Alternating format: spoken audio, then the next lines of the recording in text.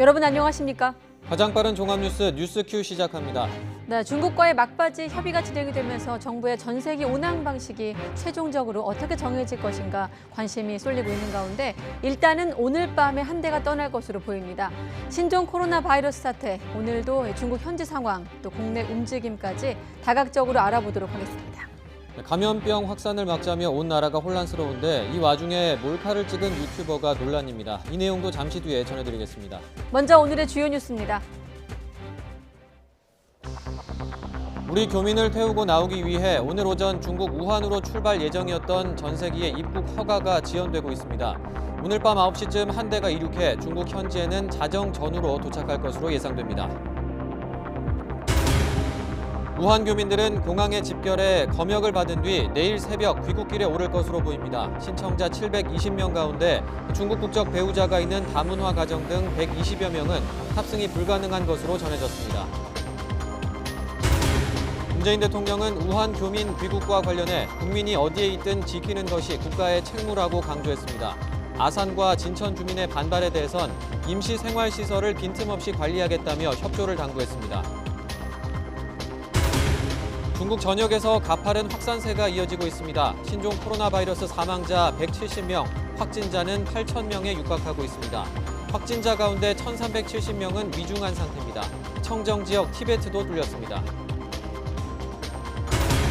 국내 확진 환자는 4명 그대로인 가운데 격리 검사를 받고 있는 증상자는 41명으로 집계됐습니다. 중국 우한에서 입국한 전수조사 대상자 중에 발열이나 호흡기 증상을 보인 10명도 포함되어 있습니다. 대법원이 문화계 블랙리스트 사건으로 기소된 김기춘 전 대통령 비서실장과 조윤선 전 문화체육부 장관에게 직권남용죄를 일부 적용하기 어렵다고 판단했습니다. 대법원은 징역 4년을 선고한 원심을 깨고 사건을 서울고법으로 돌려보냈습니다. 청와대 하명 수사와 선거 개입 의혹과 관련해 임종석 전 대통령 비서실장이 피의자 신분으로 검찰에 출석했습니다. 임 전 실장은 검찰 수사가 분명한 목적을 가지고 기획됐다며 강하게 비판했습니다. 네, 진영 행정안전부 장관이 중국 우한 교민 수용시설 가운데 한 곳인 충남 아산의 경찰 인재개발원을 방문했습니다. 네, 수용시설 준비 상황을 돌아보고 나와서 인근 주민들과 간담회를 했는데요. 조금 전의 상황 먼저 보시죠. 이분들이 한 300명, 500명 이렇게 저희가 예상을 했는데 하루 이틀을 지나면서 굉장히 수가 늘어났어요. 그래서 처음에 이런 데 어떤가 저런 데 어떤가 생각하다가 여러 군데를 정할 수가 없고 한 군데서 안 되니까 그래도 두 군데는 어차피 저희가 시설을 골라야 되는데 그중에 여기 경찰 인재개발원이 제일 방이 많은 데였기 때문에 여기를 저희가 안정하면 다른 데는 3군데, 4군데를 정해야 된다고요. 그래서 저희가 이제 그런 국가가 가지고 있고 또 여러 군데를 정할 수 없으니 2군데만 정하기도 하다 보니까 여기 경찰 인재개발원이 나왔고요. 천안으로 하고 뭐 아산으로 하고 그건 전혀 상관이 없고요.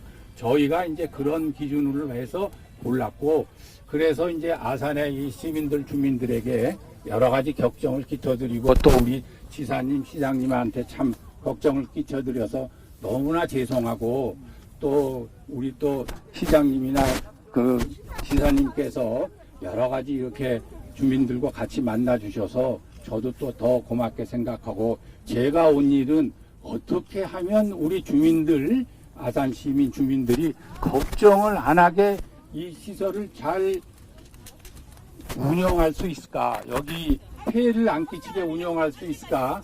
시설도 한번 보고 또 주민들의 의견도 듣고 들어서 그것을 반영할 수 있는 건 반영을 하고 또 철저하게 주민들과는 격리가 되도록 해서 여러 주민께서 지금 걱정하신 거 다 이해하고 있습니다. 그 걱정이 절대로 여러분 걱정 안 하시게 저희가 철저한 대책을 마련하기 위해서 저희가 왔습니다. 그래서 어쩔 수 없이 저희가 제일 방이 많은 그리고 이제 한 방에 보통은 이제 2분씩 계시는 건데 이런 데가 이제 이건 한 분씩 계셔야 된다고요. 부부간도 다른 방을 쓰게 계셔야 되기 때문에 방이 굉장히 많이 필요해요. 많이 필요해서 불가피하게 우리가 가장 그래도 방이 많은 경찰 인재 개발원을 정하게 됐고, 주민 여러분께서 어떠한 경우도 걱정 안 끼칠 수 있도록 저희가 모든 수단을 다 쓰고 최선의 노력을 해서 걱정 안 끼쳐드리게 하겠습니다. 자, 예, 말씀하시죠. 지금 한 말씀 드리겠습니다. 지금 한 말씀만 드리겠습니다. 저분 먼저 하시고. 지금 먼저 했으니까 지금 먼저 한 말씀 드리겠습니다. 그렇게 위험하고 2명씩도 안 하고 1명씩 이렇게 풀려서 관리한다며요. 지금 그렇게 말씀하셨죠? 예. 그러면은 그렇게 위험한 거를 왜 여기 초사돈이라 해요? 위험해서 그런 게 한 말씀 드리고 아니라요. 싶은 거는 예. 청와대에다가 저 방 꾸며가고 청와대에다 해요. 당신 계시는데. 예. 청와대다 해요. 청와대다. 위험해서 그런 게 아니 청와대에다 아니고요. 하라고 여름만 하지 말고. 예. 당신이 근무하는데 청와대다 좀 해요. 청와대다가. 예, 또 말씀하세요. 예. 장관님이 보시다시피 여기 시골입니다. 주민들이 거의 다 노인이고요. 아무리 봐도 여기서 시위를 한다 해도 여기 폭력 시위 흠띠가 아닙니다. 인정하죠? 예. 그런데 왜 경찰을 이렇게 갖다 풀어요? 우리가 이제 노동자나 이렇게 폭력 시위를 전력이 있다든가 하면은 정말로 경찰이 이렇게 많고 경찰차를 갖다 놓고 이해가 됩니다만은 이 시골 지역에 이렇게 많은 경찰과 경찰차를 두고 우리 촌놈들 정말로 위화감을 주고 이거 억압하자는 거 아니에요? 이게 우리가 폭력 시위를 할 거라고 예상을 했습니까? 안 했습니까? 예, 폭력 시위가 아니고 경찰분들은 여러분들을 보호하기 위해서 계시는 겁니다.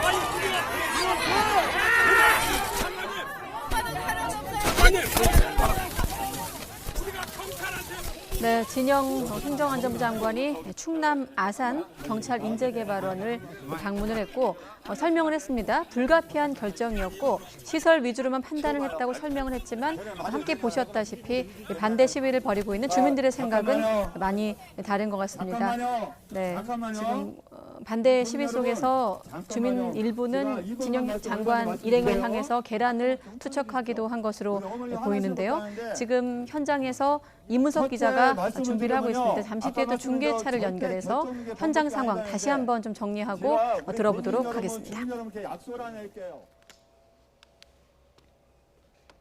네, 중국 우한에 있는 우리 교민을 철수시키기 위한 전세기는 오늘 밤에 출발할 것으로 보입니다. 원래 2대를 보내기로 예정이 돼 있었는데 우선 한 대만 입국 허가를 하겠다는 중국 측의 통보에 협의가 길어지고 있는데요. 전세기 출발도 늦어졌습니다. 공항에 나가 있는 취재기자 연결하겠습니다. 임성호 기자. 네, 인천국제공항입니다. 네, 애초에 예정했던 대로라면 전세기가 우한으로 출발하고도 남았을 시각인데 오늘 밤으로 연기됐죠? 네, 앞서 오늘 오전과 정오에 잇따라서 전세기 항공편 2편이 나가기로 됐는데 일단 취소가 됐고 이 대형 기종인 747기가 오늘 밤 9시쯤에 인천공항을 출발해 우한으로 갈 예정입니다. 앞서 말씀드린 대로 중국 정부의 입국 허가가 늦어져서 전세기 출발도 늦어진 상황입니다. 정부는 미국과 일본 등 여러 국가에서 전세기를 파견하겠다고 하자 중국이 한 대씩 순차 허가하는 방침을 세웠고 우리 측에도 어제 한 대만 입국 허가하겠다고 통보를 해와서 협의가 길어졌다고 설명했습니다. 정부는 오늘 밤 보내는 전세기 한 대로 애초 2대에 나눠서 데려오려고 했던 300여 명을 모두 데려온다는 계획입니다. 직접 들어보겠습니다. 중국 측에서 한 편에 대한 승인 예정이고 확정적으로 아직 통보가 받은 상황은 아닙니다. 곧 있을 것으로 생각하고 오늘차 30일에 2편에 나눠서 탑승시키고 귀국하려고 했던 그 계획의 그 숫자를 목표로 지금 1편 운항 준비를 하고 있습니다. 외교부는 오늘 전세기 탑승 인원 외에 남은 교민도 마저 데려오기 위해서 전세기 파견 방식을 두고 중국 정부와 막바지 협의를 진행하고 있습니다. 네, 전세기 출발이 늦어졌는데 지금 우한 현지의 교민들은 어떻게 하고 있습니까? 네, 앞서 예정됐던 이 중국 정부의 전세기 입국 허가가 지연되면서 오늘 아침에 공항에 집결하기로 했던 교민들은 일단 대기하고 있습니다. 오늘 밤 전세기 한 대가 출발하면은 내일 새벽 우한 현지에서 출발을 할 예정인데요. 이에 따라 탑승 5시간 전에 검역을 받아야 하는 우한 교민들은 오늘 밤늦게 우한 국제공항에 집결해서 체온 측정 등 검역을 받을 것으로 보입니다. 실제로 현지 교민들에게도 오늘 밤 공항으로 집결하라는 공지가 전달됐습니다. 확실하게 비행기가 뜬다는 시간은 잘 모르겠는데 지금 거점지에서 7시 40분에 모여서 공항으로 이동한다고만 공지를 받은 상태입니다. 지금까지 교민 700여 명이 전세기 귀국을 신청한 것으로 파악됐습니다. 이 중 중국 국적 배우자가 있는 다문화 가정이나 공항으로 이동할 수가 없어서 비행기에 탑승 불가능한 인원이 모두 120여 명쯤 되는 것으로 알려졌습니다. 전세기 출발과 관련해서 추가 소식이 들어오는 대로 다시 한번 전해드리겠습니다. 지금까지 인천국제공항에서 YTN 임성호입니다. 네, 정부는 또 우한에서 입국을 한 사람들에 대해서 전수조사를 벌이고 있는 가운데 발열이나 호흡기 증상이 있는 10명을 격리해서 검사하고 있다고 밝혔습니다. 네, 정부는 또 우한 교민을 전세기에 태워서 국내로 데려올 때 의료진이 쓰는 고강도 마스크를 착용하도록 해서 기내 감염을 막기로 했습니다. 취재기자 전화로 연결해 보겠습니다. 한영규 기자. 네, 행정정책부입니다. 네, 중국 우한에서 한국으로 입국을 한 사람들에 대한 전수조사가 진행되고 있는 건데 일부가 이 증상이 있어서 격리 검사를 하고 있다는 얘기죠? 네, 그렇습니다. 중국 우한 입국자 가운데 10명이 신종 코로나 바이러스 감염 의심 증상을 보여 격리 검사가 진행 중입니다. 박능우 보건복지부 장관이 관계부처 합동 브리핑을 통해 이같이 밝혔습니다. 지난 13일부터 26일까지 중국 우한에서 입국한 사람은 애초 3천여 명으로 알려졌지만 중복된 사람을 제외한 2,991명이 조사 대상자입니다. 이 가운데 한국인이 1,160명이고 외국인이 1,831명인데 출국한 사람을 제외하면 외국인은 398명이 조사 대상입니다. 전화를 통해 증상 발현 여부를 확인한 한국인 701명 가운데 10명이 발열이나 호흡기 증상이 있어 격리 검사를 받고 있습니다. 질병관리본부는 신종 코로나 바이러스와 관련해 오늘 오전 9시 현재 격리대 검사를 받는 조사 대상 유증상자는 모두 41명이라고 밝혔습니다. 확진 환자와 접촉자 387명에 대해서는 보건소를 통해 모니터링을 하고 있습니다. 이 가운데 15명이 조사 대상 유증상자로 분류됐지만 조사 결과 음성으로 판명됐습니다. 네, 그리고 중국 우한에서 우리 교민을 한국으로 데려올 때 감염을 막기 위한 대책도 나왔는데 어떤 내용인지 전해주시죠. 네, 애초에는 중국 우한에서 교민을 한국으로 이송할 때 탑승자를 대각선으로 지그재그 형태로 배치해 비행기 내에서 있을지도 모를 감염을 차단한다는 계획이었습니다. 그렇지만 오늘 우한으로 떠나는 전세기가 애초 예정했던 2대에서 1대로 줄어들었기 때문에 탑승자를 태우는 방법을 바꾸기로 했습니다. 탑승자들끼리 바로 옆자리에 앉게 되는데 탑승자들 모두 의료인들이 착용하는 고성능 마스크인 N95 마스크를 착용하도록 해 만에 하나 있을지도 모르는 기내 감염을 막기로 했습니다. 네, 내일부터 이 신종 코로나 바이러스 감염 여부를 확인하기 위한 검사법이 달라진다고요? 네, 그렇습니다. 질병관리본부는 내일부터 검사에 걸리는 시간을 지금보다 4분의 1로 줄인 새로운 진단검사법을 시행한다고 밝혔습니다. 현재는 판코로나 바이러스 검사로 1차 검사를 한 뒤 유전자 염기 서열 분석을 하는 2단계 검사를 했고 검사에만 꼬박 24시간이 걸렸습니다.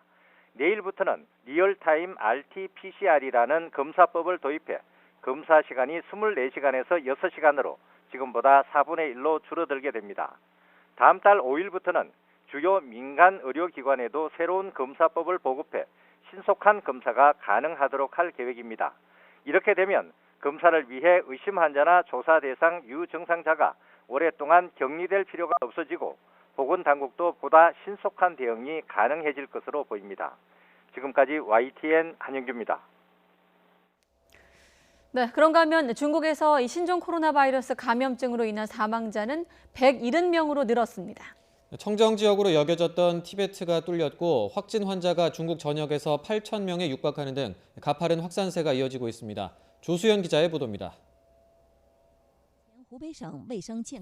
중국 내 신종 코로나 바이러스 사망자가 170명으로 급증했습니다.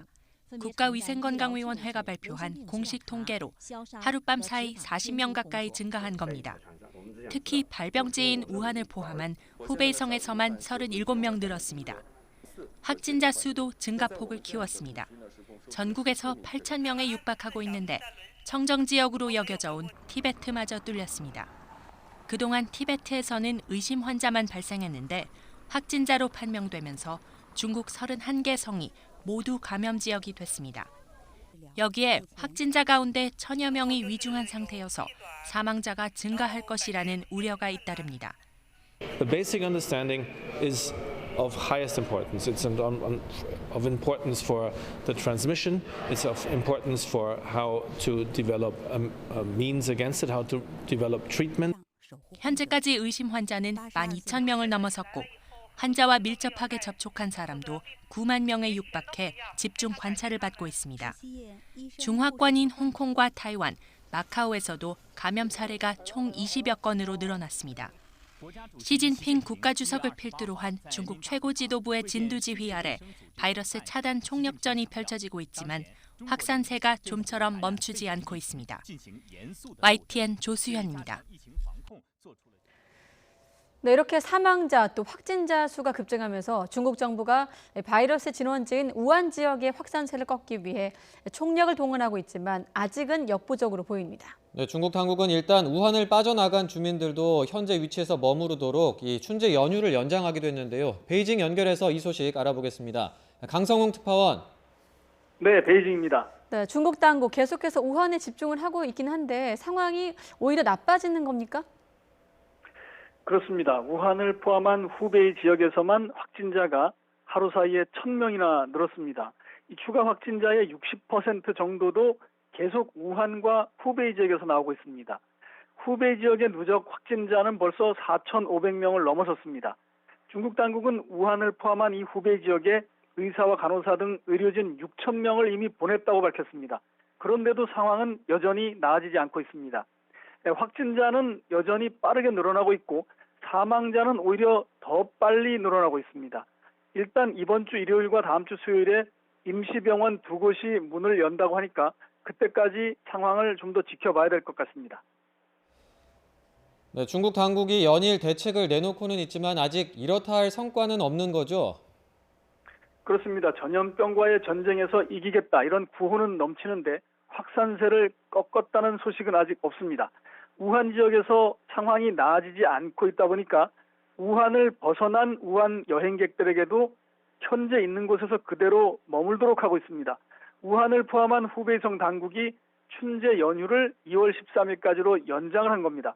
후베이 지역에서 지금 발생한 확진자도 치료하기 어렵기 때문에 돌아오지 않는 게 낫다는 판단을 한 것 같습니다. 따라서 지금 중국 전역에 호텔과 여관 같은 이 숙소에는 후베이성 출신 여행객들을 격리하는 곳이 늘어나고 있습니다. 또 사람들의 이동을 줄이기 위해서 중국 내 다른 성과 도시들의 휴가 연장도 이어지고 있습니다. 이 상하이시와 장수성에 이어서 광둥성, 충칭시, 그리고 저장성의 항저우시 같은 지역에서는 기업들이 연휴를 다음 달 9일까지로 일주일 더 연장했습니다. 알리바바와 텐센트, 바이두 같은 중국 인터넷 기업들은 휴가 연장은 아직 아니지만 2월 7일까지 재택근무로 전환하기로 했습니다. 네, 그렇다면 지금 강 특파원이 있는 이 YTN 지국에 있는 베이징은 어떻습니까? 네, 이곳 베이징에서도 신종 코로나 바이러스 확진자가 벌써 114명이나 발생했습니다. 사망자도 1명 나왔고요. 상황이 심각해지자 베이징시는 과거 2003년에 사스 창궐 때 세웠던 이 샤오탕산 병원을 수리해서 다시 문을 열기로 했습니다. 이곳 매체들은 베이징도 이제 외부에서 환자가 들어오던 시기를 지나서 내부에서 스스로 2차 감염을 빚어내는 사례가 느는 추세다 이렇게 보고 있습니다. 중국 전역이 이렇게 상황이 악화하면서 사람들은 일주일 이상 집 밖으로 외출을 거의 못하고 사실상 자체 격리를 하고 있습니다. 저희 YTN 베이징 지국도 현재 취재 인력을 제외한 직원은 재택근무를 하고 있습니다. 지국 사무실이 테난먼 광장과 한 4km 정도 떨어진 창안제라는 대로변이 있는데 이곳에서 보면 10차선 대로가 하루 종일 텅 비다시피 한 모습입니다. 지금까지 베이징에서 YTN 강성웅입니다. 네, 중국 우한에서 귀국하게 되는 교민들, 충남 아산과 충북 진천에 각각 분산 격리됩니다. 임시 생활 장소로 지정된 곳에선 반발 속에 집회와 시위가 이어지고 있습니다. 현장들 차례로 연결해서 지금 상황 다시 한번 알아보도록 하겠습니다. 이문석 기자. 네, 이곳은 충남 아산 경찰 인재개발원 앞입니다. 네, 저희도 여기서 뉴스큐 시작할 때 그 대치 상황은 좀 봤습니다만 시간이 갈수록 반대 시위에 참여하는 네, 시민들이 늘고 있다고요? 예, 맞습니다. 제가 오늘 아침에 현장에 처음 도착했을 때까지만 하더라도 현장에서 볼 수 있는 주민 수가 20-30명 정도에 불과했습니다. 하지만 시간이 지나면서 점점 사람들이 늘어나서 현재는 집회에 참가한 사람들이 200명을 넘어선 모습입니다. 사람만 많아진 것뿐만이 아니고 시위의 수위도 점점 강해지고 있습니다. 1시간여 전에 진영 행정안전부 장관이 양승조 충남지사 등과 경찰 인재교육원 안을 들어갔다 왔습니다. 때 맞춰서 진입로에 있던 주민들은 수용시설 지정에 반대한다는 피켓을 들고 차도에 들어놓은 채 구호를 외쳤습니다. 결국 경찰이 투입해 한 명 한 명 끌어냈고 다행히 부상자는 발생하지 않았습니다.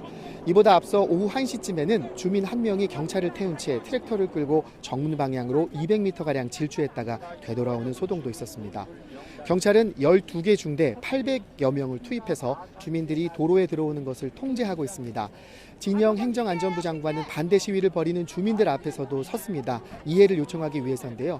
귀국을 희망한 교민 수가 많아졌고 이를 수용할 만한 능력을 갖춘 곳을 찾은 것일 뿐 정치 논리는 전혀 없었다고 강조했습니다. 하지만 조금 전 화면으로 보신 것처럼 일부 흥분한 주민들이 진영 장관 일행을 향해서 달걀을 던지는 등 반발이 심화되고 있다는 것을 확인할 수 있었습니다.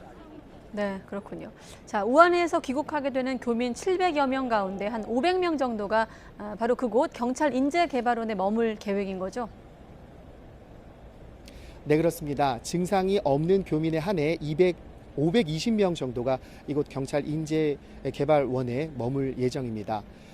이곳 경찰 인재개발원은 600개 넘는 생활관을 보유하고 있어서 한 번에 1,300명 넘게 인원을 수용을 할 수가 있습니다. 또 김포공항에서 2시간 거리인데다가 1시간 안에 갈 수 있는 종합병원이 여러 곳 있다는 점 등이 고려돼 수용시설 1순위로 꼽혔습니다. 이곳에 머물 우리 교민들 가운데 아산 시민은 60명, 충남도민은 모두 141명이 포함된 것으로 파악됐습니다. 정부는 여기서 철저하게 격리 방역을 하고 잠복기인 14일 뒤에 증상이 나타나지 않은 사람에 한해 귀가시킬 거라면서 지역 주민들의 이해를 요청하고 있습니다. 오늘 진영 장관과 함께 인재개발원을 둘러본 양승조 충남도지사는 여기에 수용될 교민들은 증상이 없는 분들이라며 안전을 보장하기 위해 본인이 2주간 현장 근처에 머물면서 생활하겠다고 말했습니다. 하지만 집회 참가자들이 계속해서 늘고 있는 상황이어서 반발이 사그라질지는 좀 더 지켜봐야 할 것으로 보입니다. 지금까지 충남 아산 경찰 인재개발원에서 YTN 이문석입니다. 네, 아산 현장 먼저 가봤고 또 다른 격리 장소죠. 이 충북 진천 국가공무원 인재개발원 앞에서도 주민들이 반대 집회를 열고 있습니다. 역시 현장에 취재 기자 나가 있습니다. 이성우 기자. 네, 국가공무원 인재개발원 앞에 나와 있습니다. 네, 이시종 충북지사가 현장에 다녀갔다고 들었습니다. 현장 상황 어떻습니까? 네, 2시간 전에 이시종 충북도지사가 현장을 방문했습니다. 주민 대표들과 간담회를 갖고 현장에서 주민들을 만났는데요. 하지만 어떤 결론도 내리지 못한 채 다시 발길을 돌렸습니다. 이 지사는 주민들과 만난 자리에서 지금 물리적으로 번복할 여지가 없다며 주민들이 불안해하지 않도록 행정안전부 장관에게 적극 건의하겠다고 밝혔습니다. 하지만 주민들은 중국 우한 교민들이 들어오는 것을 반대하는 것은 아니라며 하지만 이곳은 주거 밀집 지역이고 혁신 도시 내에서만 2만 6천여 명이 거주하고 있다며 주민 밀집 지역이 아닌 곳을 선정해야 한다고 항변했습니다. 또 어린이집과 유치원 등 교육시설도 많고 지금 이곳에 사는 어린이들도 청주에 있는 병원으로 치료를 갈 정도로 의료시설도 열악한 상황이라고 강조했습니다. 여기에 주민들은 행정안전부 장관이 오후 5시 넘어서 오는 것으로 알고 있는데 이 지사와 똑같은 답변을 갖고 온다며 만날 이유가 없다고 밝혔습니다. 네, 그곳 이 국가공무원 인재개발원에는 교민 한 200여 명 정도가 머무를 예정이죠? 네, 아직 정확하지는 않지만 이곳에는 교민 200여 명이 머무를 것으로 보입니다. 충남 아산에 교민 500명이 머무니까 그 나머지 인원이 머물 것으로 예상하고 있는데요. 이곳은 경찰 인재개발원단은 작은 규모로 생활관에 212개의 방이 있습니다. 그래서 모두 519명을 수용할 수 있는데요. 여기에 700여 명을 수용할 수 있는 강당과 한 번에 400여 명이 식사할 수 있는 식당을 갖춰 대규모 인원의 숙식이 가능합니다. 또 교민들이 도착할 것으로 예상되는 김포공항에서 무정차로 2시간 거리에 있고 지역 안배를 통해서 충북 진천 국가공무원 인재개발원이 선정됐다고 정부는 설명했습니다. 하지만 주거 밀집지역 바로 인근에서 주민들의 반발은 계속 이어질 것으로 보입니다. 지금까지 충북 진천 국가공무원 인재개발원에서 YTN 이성호입니다. 네, 문재인 대통령은 신종 코로나 바이러스 감염증 대응을 위한 첫 범정부 회의를 열고 국민의 안전을 두고 타협하지 않겠다고 거듭 강조했습니다. 특히나 과도한 불안감 때문에 경제활동이 위축되는 일이 없도록 최대한 신속하고 충분하게 지원하라고 지시했습니다. 신호 기자의 보도입니다. 문재인 대통령이 정세균 국무총리와 함께 세정제로 손소독을 마치고 회의장에 들어섰습니다. 청와대 3실장과 10개 부처 장관이 참석하고 17개 시도지사가 화상으로 연결된 신종 코로나 바이러스 첫 종합점검회의. 중국 우한 교민 700여 명을 귀국시켜야 하는 이유부터 설명했습니다. 우리 국민이 어디에 있든 국민의 생명과 안전을 지키는 것은 국가의 당연한 책무입니다.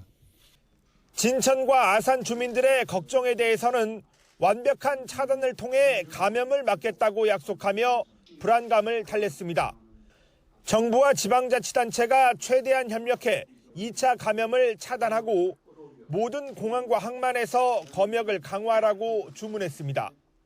문 대통령은 국민의 안전을 놓고 타협하지 않겠다면서 과하다 싶을 만큼 강력한 선제 예방 조치의 필요성을 거듭 강조했습니다. 국민 안전에는 타협이 있을 수 없습니다. 모든 상황에 대비해야 하고 필요한 모든 조치를 다 취해야 합니다. 경제부총리를 중심으로 모든 부처가 경제 상황 관리에 총력을 기울이라고 주문했습니다. 불안감 때문에 정상적 경제 활동까지 줄거나 금융시장이 영향을 받는 상황에도 대비하고 지역 경제와 서비스 업종, 현지 진출 기업에는 최대한 신속하고 충분히 지원하라고 지시했습니다. 신종 코로나 첫 범정부 대책회의에서는 2003년 사스, 2015년 메르스 사태를 시나리오별로 점검해서 과도한 불안 심리가 가져올 실물 경제 위축을 최소화하는 데 초점을 맞추기로 했습니다. YTN 신호입니다. 신종 코로나 바이러스 때문에 걱정이 이만저만 아니고 또 사투를 벌이고 있는 사람들도 있는데 이 와중에 몰래카메라를 찍은 유튜버가 논란입니다. 어제 SNS와 온라인 커뮤니티에 퍼졌던 사진인데요. 동대구역에서 방역복을 입은 사람 2명이 환자로 보이는 사람을 급하게 쫓고 있다는 내용입니다. 현장에서 지켜보는 사람들로서는 불안하고 또 공포감을 느낄 수밖에 없었던 상황인데요. 일부에선 이게 혹시 일종의 훈련이 아니냐고 착각하는 사람들도 있었습니다. 그런데 이런 추격전 자체가 설정이었습니다. 쫓는 사람이나 쫓기는 사람이나 모두 연기를 하면서 시민 반응을 알아보려고 몰카를 찍고 있었던 건데요. 반복된 가짜 추격전에 결국 경찰에 신고가 들어갔고 현장에 출동한 경찰은 이 유튜버 일행 4명을 붙잡았습니다. 이들은 경찰 조사에서 신종 코로나 바이러스의 위험성을 알리고 싶어서 그랬다라고 진술한 것으로 알려졌는데요. 경찰은 이들에게 엄중히 경고한 뒤에 돌려보내는 훈방 조치를 했습니다. 시기가 시기인 만큼 잘한 행동은 아니지만 처벌할 법적 근거가 부족하다는 겁니다. 제복을 가는 법률이라든가 그 법률에는 또 요 옷은 누구만이 입어야 된다. 경찰관은. 네. 경찰관이 이 외에 제복을 입으면은 그건 법률 위반을 우리가 의유를 할 수 있거든요. 네. 그렇지만 이제 일반인들이 방역복이라 하는 거는 자기가 집에서 청소하면서도 크림가드는 입을 수가 있는 거고 네. 단지 다중이 모여 있는 곳에서 했다 하는 거는 지금 시기상으로 퍼포먼스 치고는 지나치지. 예. 도덕적으로 또는 뭐 남들한테 지탄을 받을 수 있는 그런 게 아니겠나 싶은데 예. 우리가 법률의 잣대로까지 이제 접근한다 하는 건 조금 무리가 있나. 이 사건이 알려진 뒤 해당 유튜버의 채널에는 비판과 비난 댓글이 줄을 잇고 있습니다. 이 시국에 꼭 그런 몰카를 해야 했냐, 조회수 올리려고 별짓을 다 한다, 사과해라 등인데요. 해당 유튜버는 이후에 사과 영상을 올리고 감염병 예방에 경계심을 갖자는 취지였지 관심을 끌기 위한 건 아니었다고 해명을 했지만 비난 여론은 쉽게 가라앉지 않고 있습니다. 사과 영상은 현재 비공개로 바뀐 상황입니다. 전 세계적으로 이 신종 코로나 바이러스 우려가 큰 상황에서 언론뿐만 아니라 1인 미디어도 좀 더 책임감을 가질 필요가 있어 보이는데요. 오늘 신종 코로나 바이러스 대응과 관련해서 종합점검회의를 연 문재인 대통령은 불안감을 조장하는 가짜뉴스 생산과 유포는 중대 범죄라고 강조하기도 했습니다. 마지막으로 들어보시죠. 우리가 맞서야 할 것은 바이러스만이 아닙니다.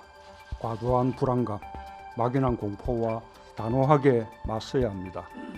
정부가 가장 정확한 정보를 가장 신속하게 제공할 수 있습니다. 불신과 불안을 조장하는 가짜뉴스의 생산과 유포는 방역을 방해하고 국민의 안전을 저해하는 중대한 범죄 행위입니다.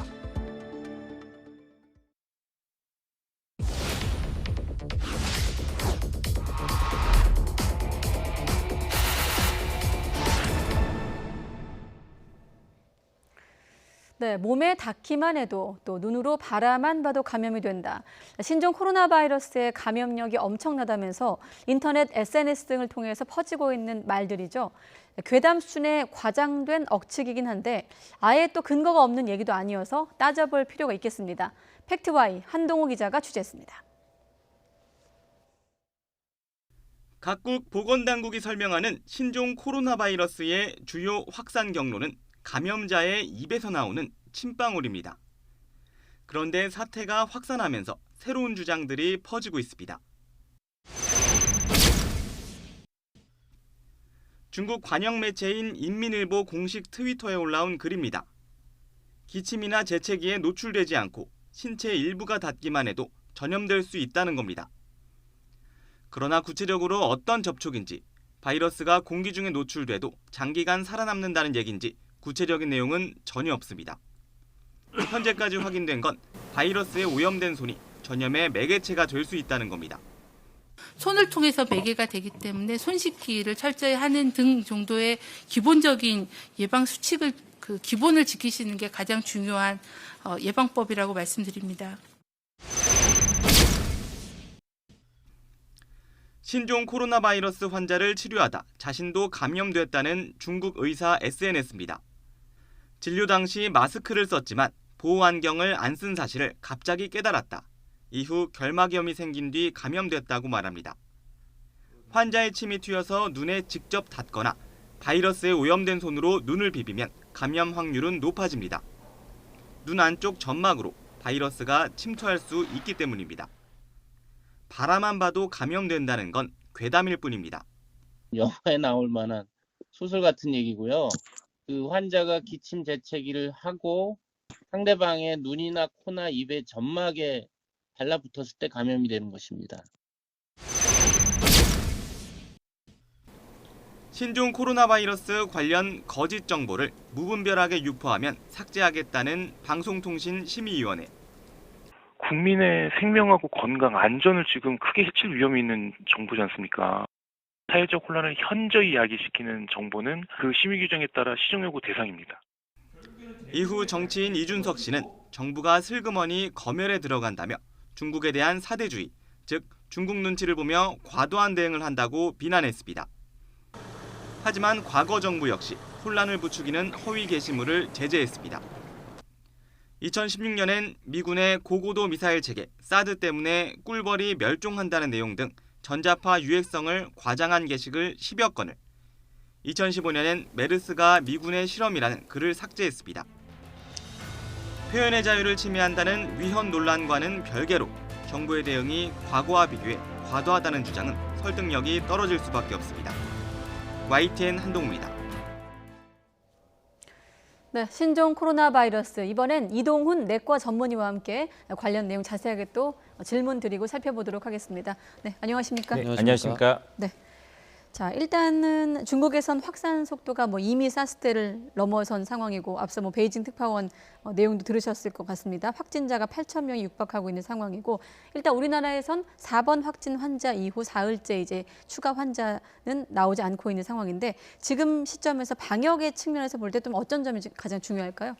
지금 이제 현재 방역에 나서고 계신 분들이 굉장히 고생하고 계시고 네. 아마 어느 정도 성과를 거두고 있는 것 같은데 거기 계신 분들한테 지금 정말 감사한 말씀드리고요. 첫 번째로 일단 저희가 20일 이전, 그러니까 설날 이전에 되게 잘 모르셨던 상태에서 우한에 가셨던 분들이 귀국하신 분들이 있습니다. 그분들의 잠복기가 보통 최장 14일 정도로 보면은 이번 주말 아니면 다음 주 초까지는 조금 저희가 긴장의 끈을 놓지 말아야 될 것 같고요. 그다음에 이번 신종 코로나 바이러스의 특징이 초기에 좀 한 2일에서 4일 정도의 증상이 발현되는 경우가 많다라고 알려져 있거든요. 아마 거기에 맞게 아마 우리 설날 연휴 동안에 매일같이 한 분씩 나오면서 많은 국민들이 놀라셨던 것 같아요. 네. 다행스러운 건 그 이후에는 이제 접촉자라든지 확진자분이 나오고 있지 않습니다. 네. 근데 지금 이제 계속 의심되시는 분들만 좀 나오고 있는데 아마 지금 저희가 아직 우리나라가 독감 시즌이 끝나지 않은 상태입니다. 그래서 코로나 바이러스, 그러니까 사람 코로나 바이러스도 지금 유행을 하고 있거든요. 아마 거기에서 일부 양성 판정이 나오고 그다음에 다시 확진 검사를 통해서 음성으로 확인되면서 격리 해제되시는 게 반복되는 것 같아요. 아직 40명 정도가 더 검사 중이라고 하는데 조금 더 기다려 봐야 되겠지만 네 분하고 접촉하신 분들이 추가적으로 감염되지 않았다고 하면은 일단 우리가 첫 번째 파도는 무사히 넘어가지 않았나 생각이 들거든요. 두 번째로 문제가 되는 것은 이게 국내 상황이면 참 좋겠지만 진원지가 이제 중국입니다. 네. 그러니까 우리가 이제 메르스 같은 경우는 우리나라 사태였거든요. 우리나라가 굉장히 노력을 해가지고 그걸 극복하는데도 몇 달의 시간이 걸렸는데 네. 그때를 기억해 보시면 아시겠지만 지금 이제 보도되는 숫자랑 단위가 다릅니다. 우리가 그때는 100명 단위를 이야기했고 지금은 8,000명, 감염자도 사망자도 170명. 그다음에 의심되시는 분도 10,000명이 넘어가고 격리 대상자도 6만 명이 넘어갑니다. 이게 규모가 엄청나게 다르고요. 특히 중국 내륙 지역에서 발생했기 때문에 아무래도 중국이 체계화된 의료 시스템이 해안가에 발달된 도시에 비해서는 내륙 지방이 좀 취약하다라고 볼 수밖에 없기 때문에 이 확산이 지금 걷잡을 수 없을 정도로 퍼져나갈 수 있기 때문에 그래서 좀 중상자도 많은 건가요? 예, 그래서 좀 걱정이 되는 상황이고 아마 오늘 감염학회도 이런 사태가 아마 수개월간 지속될 수도 있기 때문에 우리가 아마 검역의 긴장의 끈을 놓으면 안 되지 않나라는 담화문도 발표했었고요. 지금 가장 걱정되는 게 이제 우리나라 분들이 지금 요즘 SNS도 많이 있고 대중 미디어가 많다 보니까 방금 설명했듯이 우한의 상황을 실시간으로 거의 보고 있습니다. 그러니까 어떤 일이 벌어지면은 마치 우한이 우리 옆 동네에 있는 것 같은 느낌이 들어요. 그래서 한국의 상황이 아니라 중국의 상황과 우리나라의 현실을 서로 이렇게 겹쳐보는 느낌이 있습니다. 그러다 보니까 물론 걱정은 많이 하시고 주의는 기울이셔야 되지만 공포를 같이 갖고 계시는 것 같습니다. 그래서 우리가 좀 더 냉정하게 침착하게 대응할 필요가 있을 것 같고요. 지금 보건당국이나 의료계에서 발표하신 대로 다 아시잖아요. 손 씻기, 그다음에 마스크, 얼굴에 손대지 않기 이것만 하셔도 어느 정도 대응이 가능하리라 생각이 됩니다. 지금 독일, 일본 이런 데서는 그러니까 우한을 다녀오지 않은 분이 이제 걸리는 사례가 발생을 했잖아요. 그러니까 이제 2차 감염 우려가 여전히 살아있고 말씀하신 것처럼 계속 주의를 우리도 기울여야 되는 상황은 확실한 거죠. 네, 그렇습니다. 바로 그것 때문에 지금 밀접 접촉자를 열심히 보건당국에서 찾고 있고요. 사실은 역학조사라고 하는데 이게 굉장히 어려운 작업입니다. 누구누구를 만났는지, 커피숍에서 얼마나 많은 사람이랑 나랑 시간과 공간을 공유했는지 이런 걸 밝혀낸 건 굉장히 어려운 작업인데 그런 작업들을 지금 일선에 계신 분이 하고 계시거든요. 지금 여기 나와서 얘기하실 수 없는 분들이죠. 그래서 지금 인력이 부족하다 보니까 군에 복무하시는 군의관 선생님이시라든지 봉준보건의사 선생님도 거기에 동원되고 있습니다. 그래서 그런 분들에 대한 노고에 대해서 우리가 좀 생각을 해봐야 될 것 같고요. 특히 이제 이런 분들에 대한 지원도 상당히 좀 부실합니다. 어떻게 보면은 메르스 때도 동일한 얘기가 나왔는데 자비로 다 경비를 충당하는 경우도 있었거든요. 이럴 때는 예산을 좀 아끼지 말고 일한 만큼 받는 건 당연한 일 아니겠습니까? 보건복지부나 이 보건당국에서도 예산을 이럴 때 팡팡 써줬으면 좋지 않을까 생각이 듭니다. 아마 지금 뉴스 보고 듣고 계셨을 겁니다. 선생님 말씀을. 자, 그리고 또 한 가지 이 신종 코로나 바이러스 역학조사가 더 이루어져야 하는 측면 때문에 이 불확실성 때문에 여러 가지 얘기들이 나오고 있습니다. 많이 들으셨겠지만 지금 무증상 감염자를 통한 전파 가능성, WHO 또 우리 보건당국 또 국내에서도 전문가들마다 의견이 엇갈리는데 선생님께서는 이 부분 지금 어떻게 좀 보고 계세요? 그러니까 일단은 이제 우리가 무증상이라고 하는데 이제 이거는 우리가 바이러스를 처음 발견했을 때부터 나왔던 얘기인데 네. 어떤 물질들이 이동을 해야지 전염이 되는 것이거든요. 쉽게 말해서 제 몸에 있는 바이러스가 어떤 방식을 통해서 바깥으로 나가야 됩니다.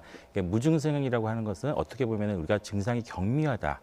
예를 들면 고열도 없으시고 기침만 몇 번 하셨던 분들이 사실은 알고 봤더니만 신종 코로나 바이러스를 가지고 있었더라. 아마 이런 상황을 말씀하시는 것 같은데요. 네. 그런 분들은 충분히 있을 수가 있어요. 그래서 경미하게 기침하시고 당신은 이런 바이러스인지 모르셨던 분들이 있죠. 그런 분들이 기침하면은 물론 바이러스가 상당히 적게 나가겠지만 그거를 옆에 있던 분들이 접촉하신 다음에 이거를 또 그냥 이동하는 게 아니라 제 손을 통해서 입이나 코로 가지고 와야지 감염되는 것이거든요.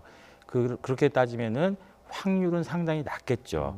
그런데 우리가 의학에서 가장 조심하셔야 될 게 확률이 낮다고 해서 제로는 아닙니다. 그래서 그런 확률을 줄이기 위해서 의료계에서 계속 강조하는 것이 손을 통해서 이동하기 때문에 손 씻기를 열심히 하라고 반복하는 것이고요. 당신께서 증상이 없다고 하더라도 기침을 통해서 꼭 코로나 바이러스가 아니더라도 일반 감기 바이러스나 다양한 세균들이 바깥으로 배출될 수 있기 때문에 꼭 마스크를 사용하신다든지 소매로 가리면서 기침 예절을 지켜주십사 하는 것입니다. 오히려 예방을 좀 한 발짝 앞서서 나가야 되겠네요. 네, 그렇습니다. 그 무증상 감염의 가능성을 또 아주 배제할 수는 없지만 그렇다고 이걸 좀 신중하게 접근해야 되는 게 이게 만약에 무증상 감염이 실제로 확인이 되거나 인정이 된다고 하면 지금 방역 대책이라든지 이런 부분이 많이 바뀌어야 되는 부분인 거죠? 예, 지금 현재까지는 발열자 위주로 네. 지금 증상이 이제 현격하게 나타나신 분 위주로 공항에서 검역을 하고 있거든요. 방금 말씀드렸듯이 우리나라에 들어오신 분들은 우리나라 보건당국 담당자분들이 굉장히 열심히 노력해서 지금 접촉하신 분들 다 막고 있는데요. 네. 중국에서 그러니까 진원진 중국이 아직 해결이 안 되고 있기 때문에 거기서 넘어오신 분들을 우리가 걸러내기 어렵고 이번에도 한 분이 그런 분이 계셨지만 입국 당시에는 별 증상 없이 나중에 증상이 발현될 수도 있거든요. 그럴 경우에는 아마 지금과 같은 방역 시스템으로는 완전히 방어하기 어렵고 아마 모든 국민들이 위험 지역을 방문하셨거나 접촉하셨을 경우에는 최소한 14일 정도 당신께서 바이러스를 배출할지 안 할지 모르기 때문에 사회 활동이나 접촉을 극히 제한하셔서 자제하실 필요가 있을 것 같습니다. 네. 물론 지금도 마찬가지입니다. 지금도 위험 지역에 갔다 오신 분들이 당신께서 별 증상이 없다고 많은 곳들을 접촉하시게 되면은 오히려 위험할 수 있으니까 갔다 오신 분들은 좀 자제하시는 게 좋지 않을까 생각이 듭니다. 앞서 선생님께서 서두에 첫 번째 카드, 첫 번째 관문은 일단 잘 관리한 것 같다. 아마 두 번째 카드가 이번에 이제 우한에서 오게 되는 교민들에 대한 관리가 아닐까 이런 생각이 드는데 일단은 잠복기가 14일로 알려진 만큼 2주간 격리하겠다는 방침이거든요. 이분들에 대한 14일 동안의 어떤 관리 어떻게 좀 이루어져야 한다고 보십니까? 사실은 이제 우한의 교민분들이 무증상자분들이거든요. 네. 그래서 이분들이 지금 어떤 바이러스를 가지고 오시는 게 절대 아닙니다. 물론 우리가 우려하는 것은 가지고 있는 분이 있을까봐 지금 잠복기에 있는 분이 있을까봐 격리 조치를 하는 것이고요. 아마 지금 저희가 이제 원래는 일본은 이제 자가 격리를 했거든요. 네. 자택으로 가셔서 증상이 있을 경우만 연락을 하라라고 했는데 이제 우리나라 사람들이 아마 불안감이 굉장히 크고 현지 주민도 지금 걱정이 많다 보니까 이렇게 집단 격리를 하신 것 같습니다. 그래서 이런 측면에 있어서는 해당 대상자분들도 굉장히 어려운 결정하신 것 같아요. 왜냐하면 격리된다는 것 자체가 자신의 자유를 구속하는 거기 때문에 그런데 문제는 이제 해당 지역 이제 이번에 지역 분들도 굉장히 반대가 많으신데 어떻게 보면 당연하신 것 같아요. 위험한 불안감이죠. 어떻게 보면 객관적인 과학적으로 설명될 수 없는 불안감이기 때문에 아마 이 정부나 이런 분들도 가서 설득을 많이 하셔야 되는데 어떻게 보면 이제 이럴 때는 가시적인 것도 좀 필요한 것 같습니다. 뭐 예를 들면 마스크라든지 보호 장비라든지 이런 걸 좀 보여주셔야 되지 않겠습니까? 그분들이 이제 불안감을 없앨 수 있도록 네. 뭐 소독을 해준다든지 뭐 손소독제를 다 나눠드리는지 이게 안전하게 만들어 주신 다음에 그다음에 이제 이게 접근을 해야지 그냥 안전합니다라고 말만 계속해서는 이게 설득이 되질 좀 않거든요. 다른 또 어떤 좀 조치들이 있을까요? 뭐 마스크나 뭐 소독제 예, 이런 거 그렇죠. 말고. 예, 그다음에 해당 지역도 당연히 지원을 해줘야죠. 어떻게 보면은 이럴 때는 이제 아까 방금 전에 말씀드렸듯이 아끼실 필요가 없습니다. 이게 왜냐면은 그분들한테 과도한 혜택이라고 할 수도 있어요. 어떻게 보면은. 근데 그게 이 전체적인 구기에서는 크게 도움이 될 수도 있습니다. 우리가 메르스 때 굉장히 처음에 좀 아꼈다가 나중에 몇 조 원의 피해를 받는지 모릅니다. 그런 걸 따지면 이럴 때는 좀 어떻게 보면 과도한 지원도 좀 정부 차원에서 결단을 내리실 필요도 있을 것 같습니다. 예. 그 말씀하신 것처럼 뭐 정보도 부족하고 이 병이 어떤 병인지 이제 정확히 모르는 부분도 있기 때문에 네. 그 지역 주민들 같은 경우는 불안감이 클 수밖에 없는데 이제 만약에 우한에서 우리 교민분들이 오시면 차로 이제 이동을 해서 바로 그 시설까지 가잖아요. 그럴 경우에는 이렇게 정차하지 않고 바로 지나가는 경우에는 어떻게 보면 좀 뭐 전파 우려 같은 건 좀 낮다고 볼 수 있습니까? 어떻습니까? 아, 지금 이제 그 증상이 없는 분들입니다. 일단 이분들이 바이러스가 아니기 때문에 너무 걱정하실 필요는 없으실 것 같고 그래도 혹시나 하는 이제 그런 선제적인 조치라고 이해하시는 게 더 좋지 않을까 생각이 들고요. 예. 네. 아마 그 갔다 오시면 그 상호간에 아마 그중에 혹시 감염자가 이제 있을지 모르지만 바이러스는 거의 없을 거라고 생각되는데 상호간에 이제 전파 가능성이 있기 때문에 격리시키는 것 같고요. 갔다 오신 다음에 아마 다 소독하기 때문에 어떻게 보면 이제 지금 걱정되는 것 중에 하나가 이제 어떤 특정 지역을 이제 감염자 확진자분이 갔다 오셨다 해서 거기를 안 가시는 경우도 있어요. 사실 소독을 다 하거든요. 네. 그러면 오히려 갔다 오시기 전보다 더 깨끗해집니다. 우리 소독을 잘 안 하니까. 이게 그런 면에 있어서는 좀 안심을 하셔도 되지 않을까 싶습니다. 네, 지금 시간이 거의 다 됐는데 한 1분 정도 남았는데 WHO에서 지금 뭐 일주일만 전만 해도 그런 단계는 아니라고 했습니다만 비상사태 선언 가능성도 제기되고 있거든요. 만약에 이제 선언이 된다면 어떤 조치가 취해지는 거고 어떤 의미가 있는 겁니까? 아마 이게 국가 간의 이제 무역이라든지 이런 게 각종 인적 교류 이런 게 제한이 가해질 수가 있는 것 같습니다. 그런 측면을 아마 의사협회에서도 미리 지적을 했었던 것 같고요. 네. 그런데 사실은 이게 간단한 문제가 아니거든요. 중국은 우리의 가장 큰 교역 상대고 사람도 굉장히 많이 왔다 갔다 하기 때문에 이런 결정을 내리려면 많은 준비 과정이 필요할 것 같습니다. 그래서 아마 지금 정부에서 검토를 안 하시겠다고 그러시는데 아마 검토는 하고 계실 것 같습니다. 그래서 검토를 하셔가지고 이제 뭐 실행 단계는 우리 단독으로 하기도 좀 쉽지 않을 가능성이 높거든요. 그래서 뭐 주변의 다른 국가들과도 공통으로 이제 보조를 좀 맞추어야 될 것 같고요. 네. 그다음에 신중한 접근이 좀 필요하지 않을까 생각이 듭니다. 그래서 아마 이게 우리나라 단독으로 이렇게 해결할 수 있는 문제면 참 좋은데 서두에도 말씀드렸듯이 중국에서 어느 정도 해결이 돼야 되지 않을까 생각이 들고요. 네. 그런 과정에서 이제 많은 이제 위험에 노출될 수가 있기 때문에 방역 당국이 지금은 굉장히 긴장하고 있지만 오랜 시간 동안 지속되다 보면 많이 지치고 힘드실 수가 있습니다. 그럴 때 많은 분들이 좀 관심을 가져주시고 지원과 격려를 해주셨으면 감사하겠습니다. 네, 알겠습니다. 지금까지 이동훈 내과 전문의와 함께 신종 코로나 바이러스 관련 내용 짚어봤습니다. 오늘 말씀 잘 들었습니다. 고맙습니다, 선생님. 감사합니다.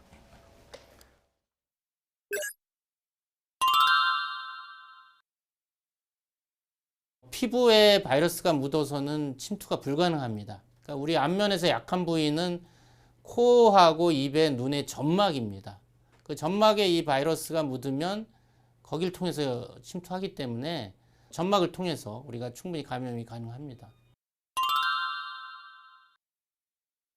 중국 지역에서 지금 오가는 항공편은 여전히 오고 가고 있습니다. 지금 세 번째, 네 번째 환자분처럼 열하고 기침 증상이 있는데 호흡기 증상이 있는데 돌아다녀서 본인도 위험에 빠지고 가족도 위험에 빠지고 나가서 국가적으로 위험에 빠질 수가 있기 때문에 국민 개개인이 중국 다녀와서 14일 이내에 열과 호흡기 증상이 있으면 집에 가만히 격리된 채로 있으시면서 1339로 신고해서 합당한 조치를 받는 것이 굉장히 중요합니다.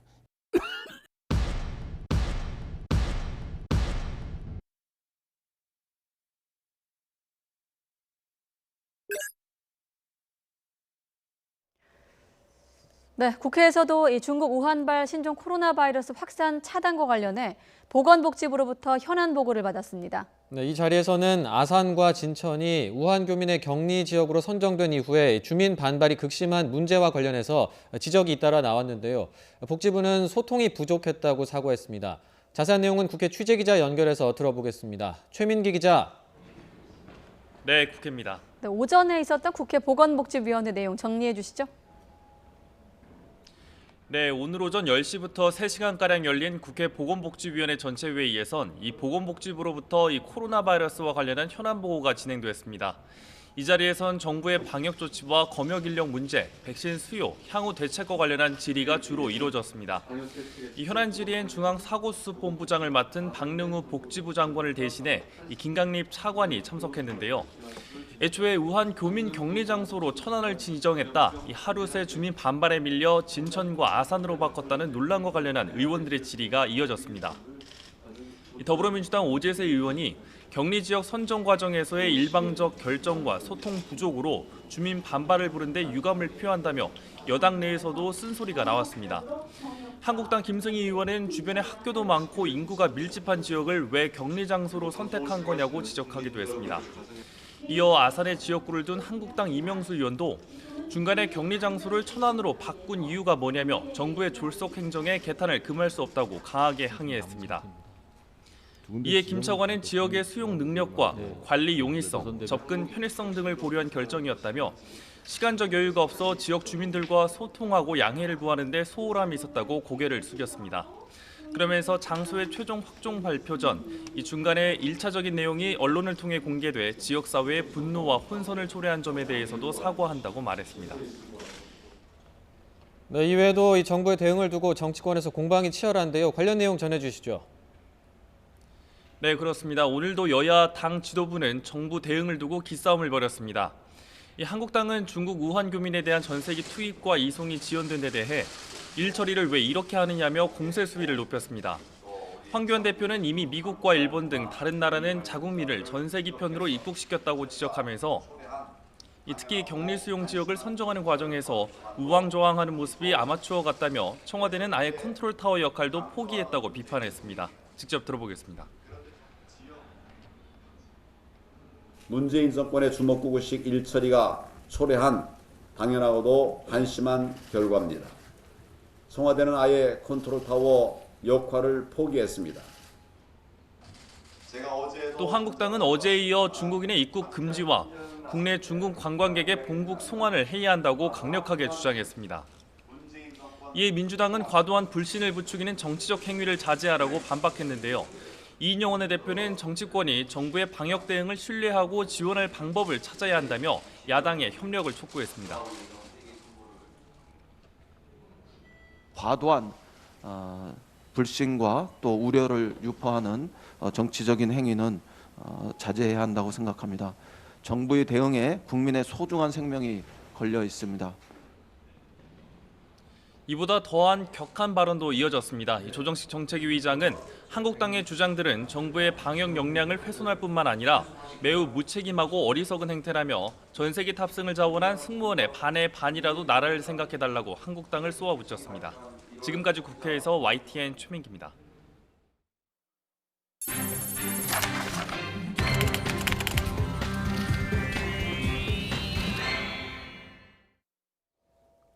박근혜 정부 시절 이른바 문화계 블랙리스트 사건으로 재판에 넘겨진 김기춘 전 대통령 비서실장과 조윤선 전 문화체육관광부 장관의 2심 재판을 다시 하라고 대법원이 결정했습니다.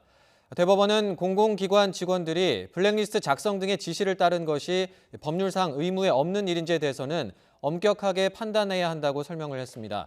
취재기자 연결하겠습니다. 조성호 기자. 네, 대법원입니다. 네, 대법원이 파기환송 결정을 내렸는데요. 재판 결과 먼저 정리를 해주시죠. 네, 대법원 전원합의체가 직권남용 등의 혐의로 기소된 김기춘 전 대통령 비서실장의 상고심 판결을 선고했습니다. 징역 4년을 선고한 원심 판결을 깨고 일부 무죄 취지로 사건을 2심 법원인 서울고법으로 돌려보냈습니다. 재판부는 한국문화예술위원회나 영화진흥위원회, 출판문화산업진흥회 직원들에게 특정 대상자들에 대한 지원 배제를 지시한 것은 직권을 남용한 것에 해당한다고 판단했습니다. 다만 이른바 블랙리스트로 알려진 각종 명단을 추려서 보내도록 하거나 지원 사업 관련 심의 진행 상황을 보고하도록 한 행위가 직권남용죄 성립 요건인 의무 없는 일을 하게 한 것으로 인정한 원심 판단은 법리를 오해하고 심리가 부족했다고 판결했습니다. 또 김 전 실장의 직권남용 범죄 혐의들을 포괄일제, 다시 말해 하나의 범죄로 보지 말고 개별 범죄로 판단해야 한다고도 덧붙였습니다. 김 전 실장은 문학의 블랙리스트 작성을 지시하고 문화체육관광부 1급 공무원들이 사직하도록 개입한 혐의 등으로 재판에 넘겨졌습니다. 천안함 폭침 관련 영화를 상영한 영화관과 특정 성향의 도서들에 대한 지원을 배제하도록 관여한 혐의도 있습니다. 앞서 1심은 징역 3년을 선고했지만 2심은 공무원 사직 강요와 관련한 직권남용 혐의를 추가로 유죄로 판단해 징역 4년으로 형량을 높였습니다. 함께 기소돼 징역 2년씩을 선고받은 김종덕, 조윤선 전 문체부 장관과 징역 1년 6개월을 선고받은 김상률 전 청와대 교육문화수석도 2심 재판을 다시 받게 됐습니다. 네, 이번 사건에서 대법원이 직권남용죄 적용 범위를 어떻게 정리할지도 관심이었는데요. 대법원이 어떻게 설명했는지도 전해주시죠. 네, 형법상 직권남용죄는 공무원이 직무 권한을 남용해 다른 사람에게 의무 없는 일을 하도록 하거나 권리 행사를 방해한 경우에 성립됩니다. 죄가 인정되면 5년 이하 징역이나 10년 이하 자격정지, 1,000만 원 이하 벌금형의 처벌을 받을 수 있습니다. 지금까지는 조문에 나오는 직권과 남용, 의무 등에 대한 해석이 분분해서 적용 범위가 모호하다는 지적을 받아왔습니다. 대법원은 공무원이 직무 범위 내에 속하는 사항과 관련해 법령이나 규정에 따라 원칙이나 기준, 절차 등을 위반하지 않았다면 특별한 사정이 없이 직권남용죄로 단정하기는 어렵다고 밝혔습니다. 직권을 남용한 지시가 상대방에게 의무 없는 일을 하도록 한 것인지는 종전의 행위들과 비교해 판단해야 한다는 겁니다. 직권남용죄 적용 기준을 엄격하게 봐야 한다는 취지의 판결인데요. 양승태 전 대법원장 등이 재판받고 있는 사법행정권 남용 의혹과 조국 전 법무부 장관이 기소된 감찰무마 의혹, 환경부 블랙리스트 사건 등의 재판 결과에도 영향을 미칠 전망입니다. 지금까지 대법원에서 YTN 조성호입니다. 임종석 전 대통령 비서실장이 오늘 오전 청와대 하명 수사 그리고 선거 개입 의혹과 관련해서 피의자 신분으로 검찰에 나와서 조사를 받고 있습니다.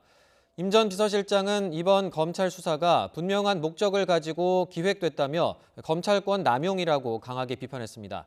취재기자 연결하겠습니다. 홍성욱 기자. 네, 서울중앙지검입니다.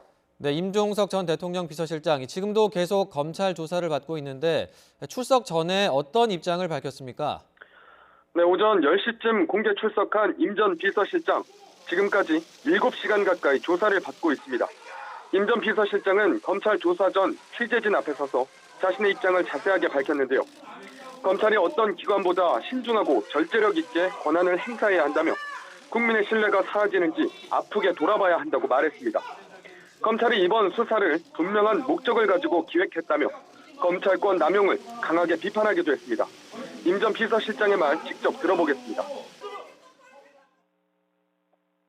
정말 제가 울산 지방선거에 개입했다고 입증할 수 있습니까?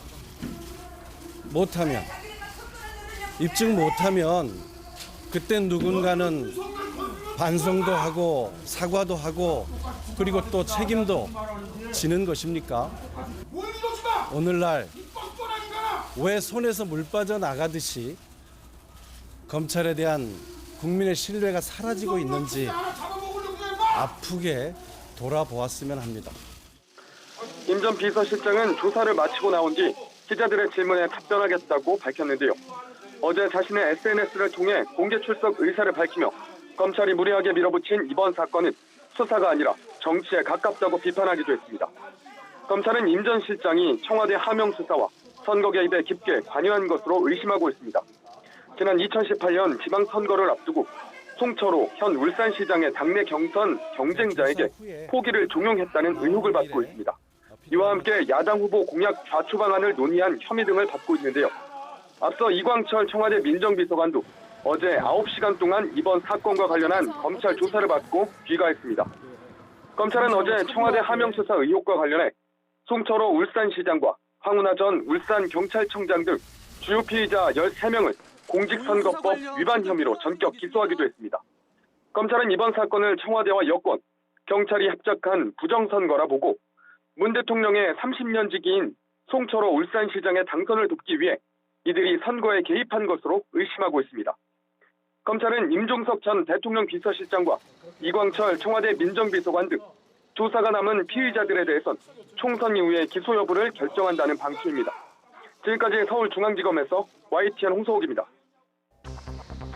중국 우한 교민을 수송할 전세기가 오늘 밤 출발해 내일 오전 김포공항에 도착할 것으로 보입니다. 교민들은 귀국 이후 최대 잠복기인 14일 동안 격리 상태에서 생활하며 건강 상태를 점검받게 됩니다. 교민들의 격리 장소로 지정된 충남 아산과 충북 진천의 주민들은 정부의 명확한 설명을 요구하며 반발하고 있습니다. 경찰과 주민 사이에 충돌이 빚어지는 가운데 정부는 설득 작업을 벌이고 있습니다. 문재인 대통령은 첫 종합점검회의를 열어 국민 안전에 타협이 있을 수 없다며 모든 상황에 대비해 조치를 취해야 한다고 강조했습니다. 그러면서 모든 공항과 항만에 대한 검역 강화를 지시했습니다. 신종 코로나 바이러스와 관련한 허위 사실 유포로 불안감이 커지자 경찰이 수사에 착수했습니다. 최초 생산자뿐만 아니라 중간 유포자까지 추적 검거해 엄정 수사한다는 방침입니다. 미 연방준비제도와 IMF를 비롯한 통화당국도 세계 경제에 미칠 영향을 예의주시하고 있습니다. 글로벌 악재로 번질 수 있는 새로운 위험 요인으로 지목을 하고 경계심을 드러냈습니다. 강원랜드 채용 비리 의혹을 받는 자유한국당 염동열 의원이 1심에서 징역 1년을 선고받았습니다. 다만 곧바로 법정에서 구속되지는 않았습니다.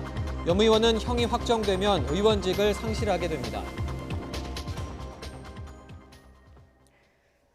신종 코로나 바이러스로 인해 중국 우한에 고립된 우리 국민을 철수시키려던 전세기가 애초보다 11시간 늦어진 오늘 밤에 출발할 것으로 보입니다. 전세기는 오늘 밤 8시 45분 인천공항에서 출발을 해 중국 우한에서 교민들을 태운 뒤 내일 오전 9시쯤 김포공항으로 돌아올 예정입니다. 문재인 대통령도 오늘 신종 코로나 바이러스 대응 종합점검회의 참석을 해 우한의 우리 교민 700여 명에 대한 귀국 절차가 오늘 시작이 돼 내일 도착할 예정이라고 밝혔습니다. 정부 당국자는 중국과의 실무 협의 과정에서 마지막 비행 허가가 나지 않아 전세기 수송이 지연된 것으로 안다고 밝혔습니다. 지금까지 우한 교민 720명이 전세기 귀국을 신청한 것으로 파악됐지만 중국 국적의 배우자가 있는 다문화 가정이나 우한 시외 지역에 살고 있어 탑승이 불가능한 인원이 120여 명쯤 되는 것으로 전해지고 있습니다. 네, 신종 코로나 바이러스 발원지인 우한에서 전세기로 귀국하게 되는 교민들은 최소 2주간 격리 생활을 하게 됩니다. 1인실에 거주하면서 하루에 2번 건강 상태를 점검받아야 하고 또 외출과 면회도 금지됩니다. 신지원 기자가 보도합니다. 우한 교민은 귀국하는 즉시 임시생활시설에서 격리 생활을 시작합니다. 임시생활시설은 충남 아산의 경찰인재개발원, 충북 진천의 국가공무원 인재개발원입니다. 교민들은 신종 코로나 바이러스 잠복기를 고려해 최소 2주간 격리됩니다. 방역 원칙에 따라 화장실이 딸려 있는 방으로 1인 1실을 사용하고 외부 출입과 면회는 금지됩니다. 시설 안에서 교민들 간 만남이나 교류도 제한됩니다.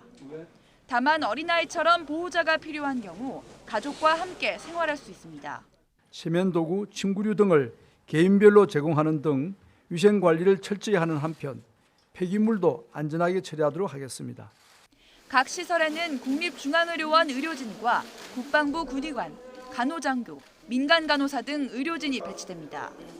교민들은 하루 2번 발열 검사를 받고 문진표를 작성해야 합니다. 체온이 37.5도 이상으로 오르거나 기침 등 호흡기 증상이 있으면 곧바로 격리 의료기관으로 이송됩니다. 교민들은 14일 동안 특별한 증상이 없으면 보건교육을 받은 후 귀가할 수 있습니다. YTN 신지원입니다. 신종 코로나 바이러스 감염증과 관련해 중국 우한에서 돌아오는 국민이 격리될 장소로 충남 아산과 충북 진천을 정한 것에 대해 김강립 보건복지부 차관은 사전 동의와 양해를 구하는 데 소홀했다고 말했습니다. 김 차관은 오늘 국회 보건복지위원회 전체 회의에서 혼선과 불만을 초래해 사과한다면서 시간적 여유가 있었다면 지역 주민과 소통하고 양해를 구하는 게 순서였을 것이라고 밝혔습니다. 하지만 충남 천안을 수용 지역으로 검토하다가 진천과 아산으로 바꾼 경위를 묻는 질문에는 구체적인 답변을 내놓지 않았습니다.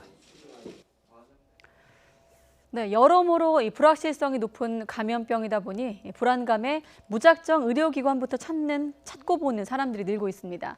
막상 검사해보면 선별 진료 대상이 아닌 경우가 많은데 선별 진료 대상인지 안내를 받고 움직여야 일선 현장의 혼란을 막을 수가 있습니다. 박희재 기자가 취재했습니다. 보건소 선별진료소 앞에서 마스크 낀 시민들을 직원이 돌려보냅니다. 사람만 여기 오는 거예요? 물론 아프시겠지만 저희하고 이렇게 신종 코로나 바이러스하고 안 맞아요. 무작정 찾아와 체온 측정을 요청하는 부녀도 있었지만 열은 없거든요. 할아버지와 아무 상관이 없어요. 선별 진료를 받을 대상이 아닙니다. 제가 이곳 보건소 선별진료소가 열린 지 1시간 가까이 서 있었는데요. 벌써 10명이 넘는 시민들이 방문했지만 진료 대상이 아닌 경우가 대부분이었습니다. 다른 지역 보건소나 대형 병원들도 상황은 마찬가지입니다. 어제 이제 베트남 다낭 갔다가 귀국을 했는데 지금 조금 미열 증상도 있고 인후통도 있고 한데 지금 몇 도 정도? 지금 37.2도라서 높은 건 아닌데요. 좀 일부 보건소나 병원은 진료를 기다리는 사람들로 대기 공간이 모자랍니다.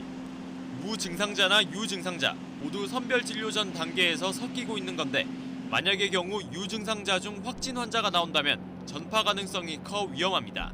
벌써 무증상인데 선별진료소에 와서 확진해달라고 오는 분들이 늘어나고 있거든요. 그러니까 선별진료소 밖에 대기소에서 실제 증상이 있는 분들하고 무증상자인 분들이 섞이고 있어요. 신종 코로나 바이러스에 대한 불안감이 커지면서 일선 현장에선 매일 이렇게 혼란스러운 상황이 벌어지고 있습니다. 벌써 상당수 병원과 보건소 인력이 지치기 시작했다는 지적도 나옵니다. 불통이에요. 전화가 너무 폭주해가지고 전화가 안 되고 있어요. 이대로 가다간 정작 위기 상황이 생길 경우 어떤 상황이 벌어질지 짐작하기도 힘듭니다.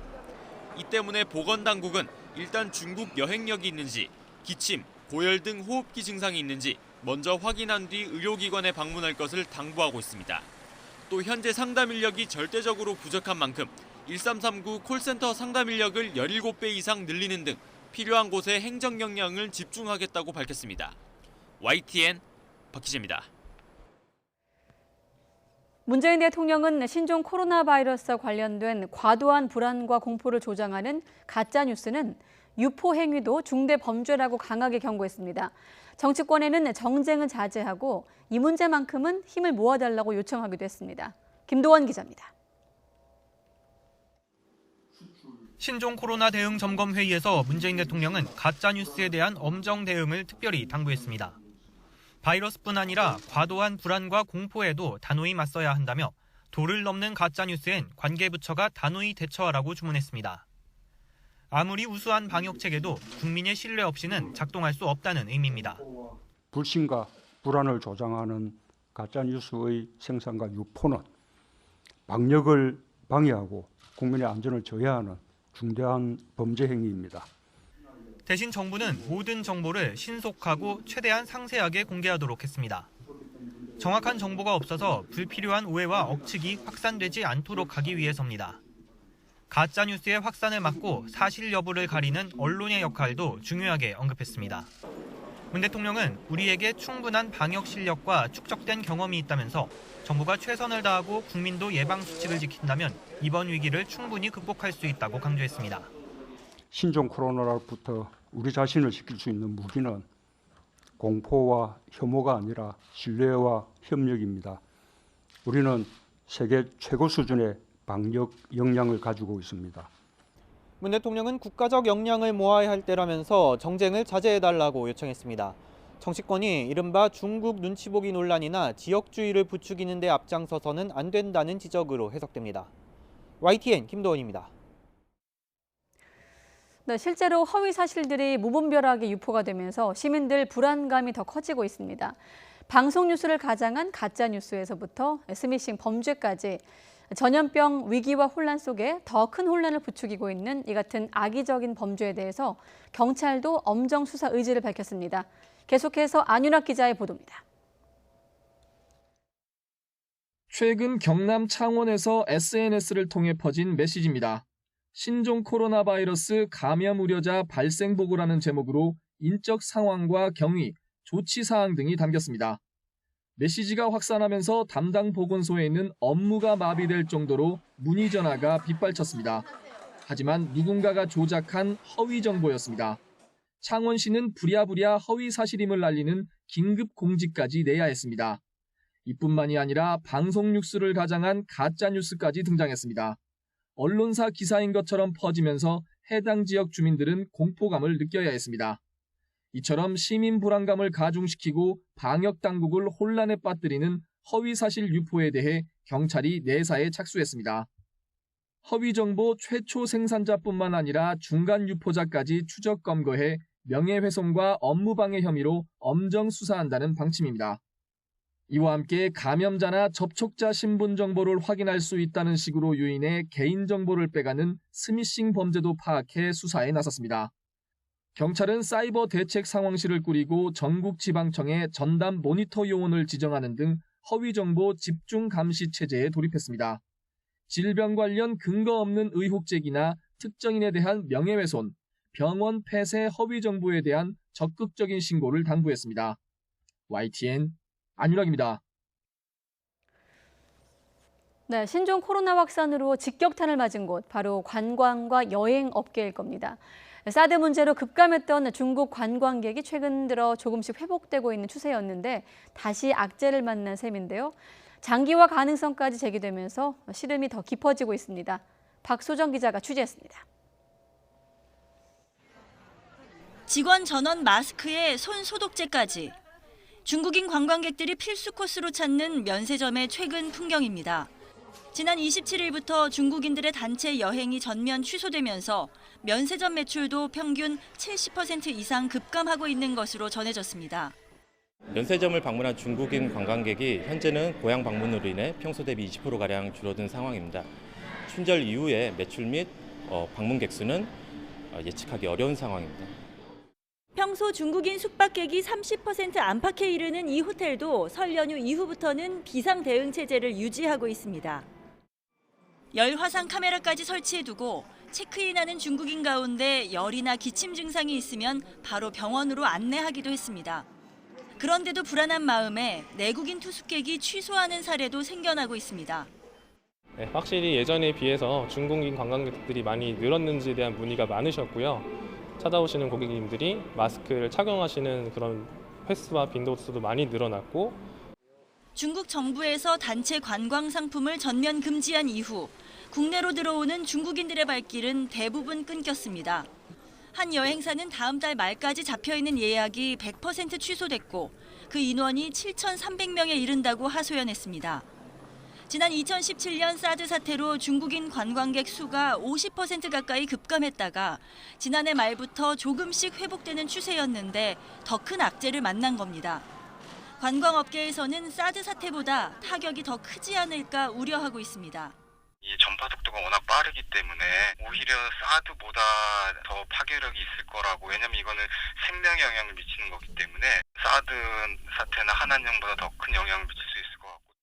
폐렴 바이러스의 특성상 환절기를 지나 날씨가 따뜻해지는 6월 이후에야 수그러들 것이라는 예측이 나오는 만큼 중국과 관련된 관광업계는 최소 넉 달은 마비 상태일 것이란 예측까지 나옵니다.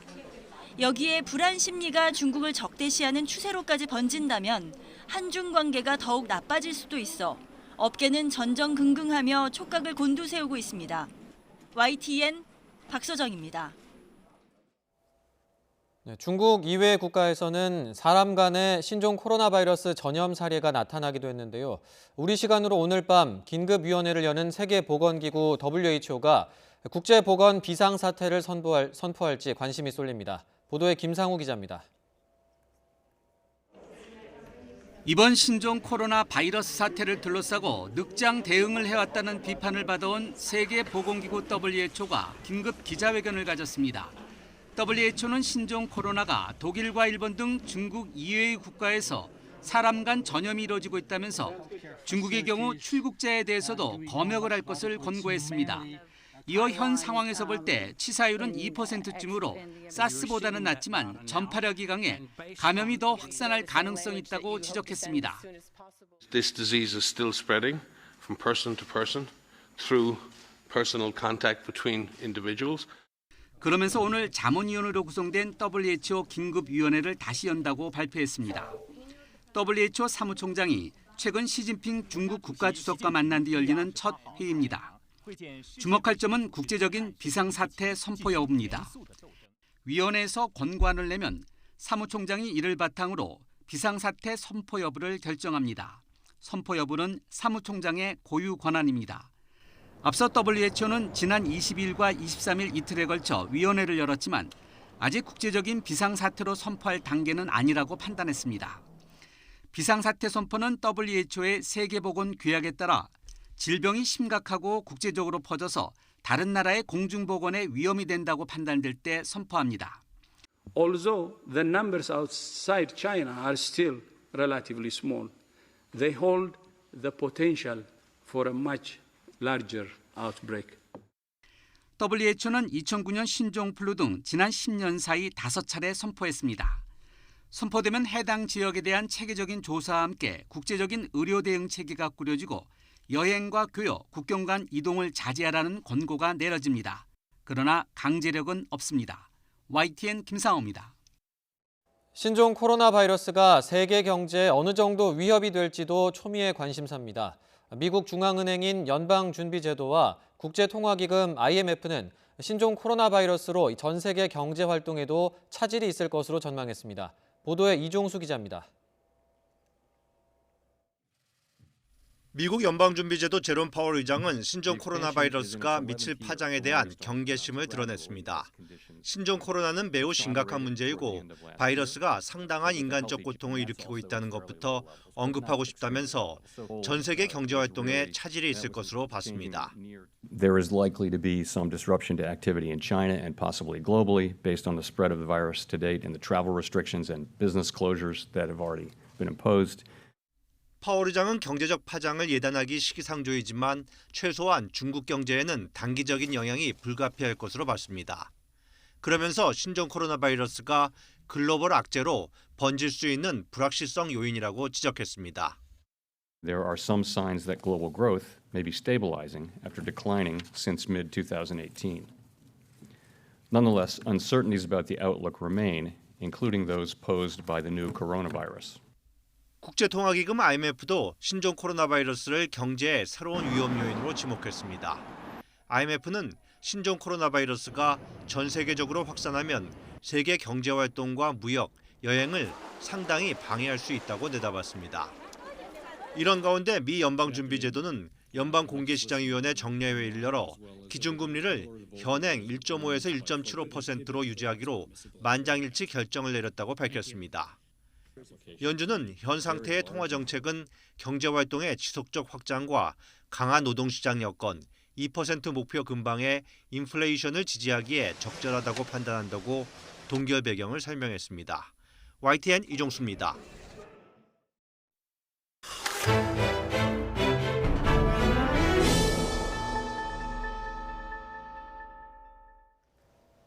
박근혜 정부 시절 문화예술계 특정 인사를 지원 대상에 배제하기 위한 이른바 블랙리스트 작성을 지시한 혐의로 재판을 받은 김기춘 전 대통령 비서실장이 2심 재판을 다시 받게 됐습니다.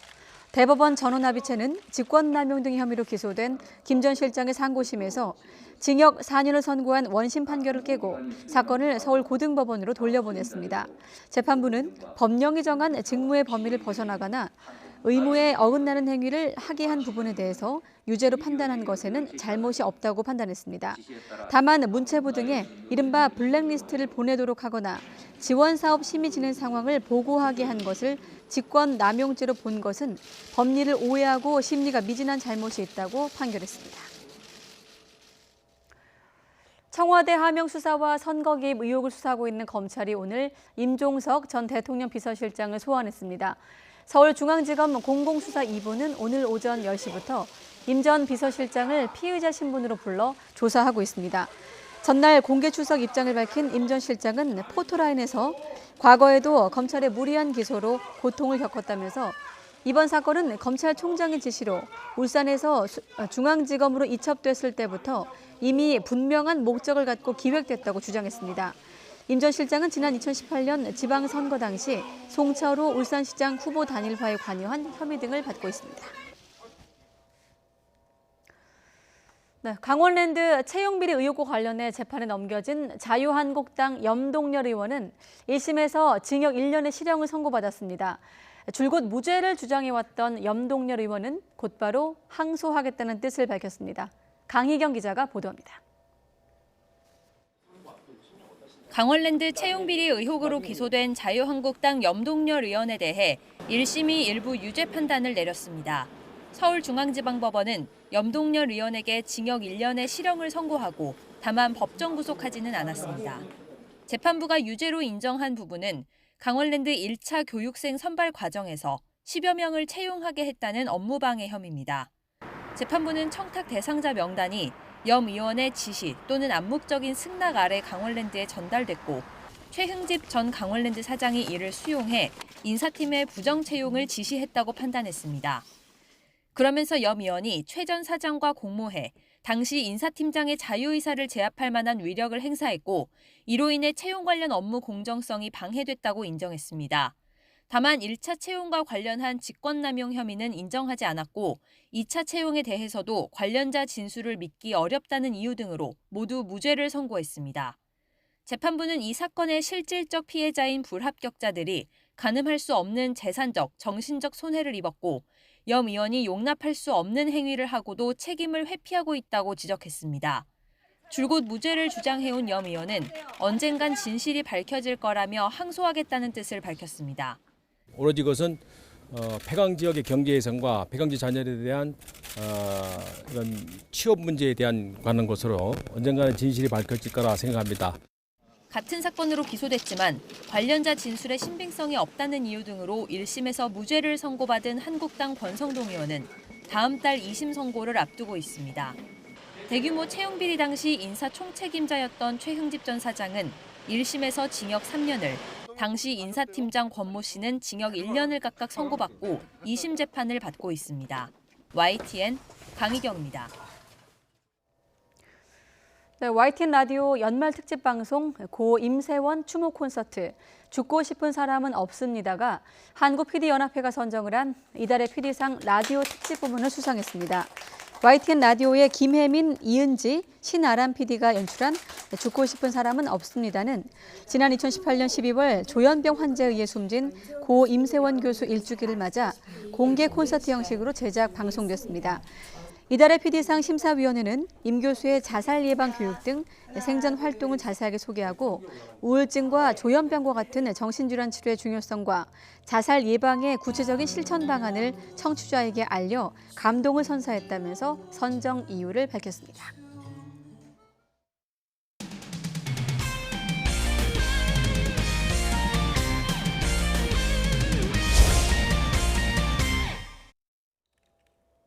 신종 코로나 바이러스 확산 우려 때문에 매일 수천 명이 모이는 프로스포츠 경기장에도 비상이 걸렸습니다.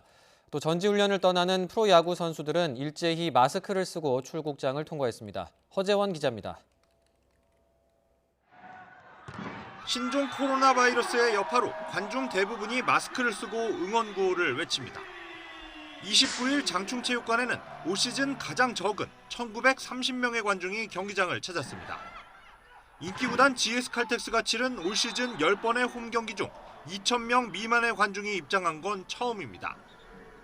평소 관중들과 하이파이브를 나눴던 치어리더들은 마스크와 장갑을 끼고 손인사로 대신했고 경기 후 선수들과 관중이 함께하는 이벤트도 모두 취소됐습니다. 올 시즌 젊은 국내 선수들의 활약과 함께 인기몰이 중이던 프로농구도 직격탄을 맞았습니다. 최고 스타 허훈이 출전하는 경기였지만 관중은 1,000명을 겨우 넘겼습니다. 삼성구단은 출입문에서 모든 입장객의 체온을 측정하고 손소독제를 뿌려줬고 마스크를 쓰지 않은 팬에게는 무료로 마스크를 나눠줬습니다. 전지훈련지로 출국하는 프로야구 선수들의 표정도 평소와 달랐습니다. 선수단 전원이 마스크를 쓰고 혹시 모를 감염을 차단하기 위해 모든 신경을 집중했습니다. It's different. It's different. When I first landed 2 days ago and I saw everybody wearing a mask, it was different. But I got one now, so we're good. 이달 초부터 중국 쿤밍에서 훈련 중이던 대구가 상하이에서 펼칠 예정이던 2차 전지훈련을 취소하고 귀국하는 등 프로축구단 역시 시즌 준비에 차질을 빚고 있습니다. 상주도 중국 전지훈련을 중단하고 지난 27일 부대로 복귀했고 다음 달 중국 전지훈련을 계획했던 강원 역시 경남 거제에 캠프를 차리기로 했습니다. YTN 허재원입니다.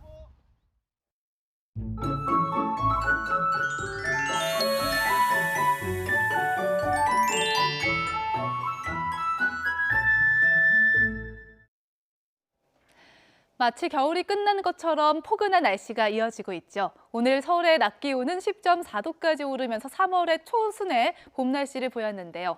이번 주말까지 예년보다 포근하겠습니다. 내일 서울 낮 기온은 7도, 주말인 모레도 영상 5도를 웃돌겠습니다. 하지만 다음 주에는 입춘 한파가 찾아옵니다. 화요일 아침 서울 기온이 영하 6도까지 뚝 떨어지겠고요. 주 후반엔 더 강력한 추위가 몰려올 것으로 보입니다. 내륙 지역은 포근한 봄 날씨지만 강원 영동 지역은 오늘 상황이 다릅니다. 강원 동해안 지역에 대설주의보가 내려진 가운데 현재 눈이 오고 있는데요. 지금까지 미시령에 18cm의 많은 눈이 내려 쌓였습니다. 동해안 지역은 내일 새벽까지 비나 눈이 이어지겠습니다. 그 사이 강원 영동과 경북 북동 산간 지역에 최고 5cm의 눈이 오겠습니다. 영서와 충북 북부, 제주 지역은 오늘 밤까지 산발적인 비나 눈이 조금 오는 곳이 있겠습니다. 내일은 점차 전국의 하늘이 개겠지만 아침부터 낮 사이에 경기 남부와 충청, 호남 지역에 산발적인 눈발이 조금 날리겠습니다. 동해안 지역은 너울성 파도가 높게 일겠습니다. 내일 아침 기온은 오늘보다 조금 내려갑니다. 서울 기온이 1도까지 떨어지겠고요. 그 밖의 지역도 기온이 좀 내려갈 것으로 보입니다. 낮 기온도 오늘보다 조금 낮겠습니다. 서울의 한낮 기온 7도에 그치겠고요. 대전 8도, 대구 9도, 광주 8도가 예상됩니다. 날씨 정보였습니다. 네, 뉴스큐 잠시 뒤에 계속됩니다.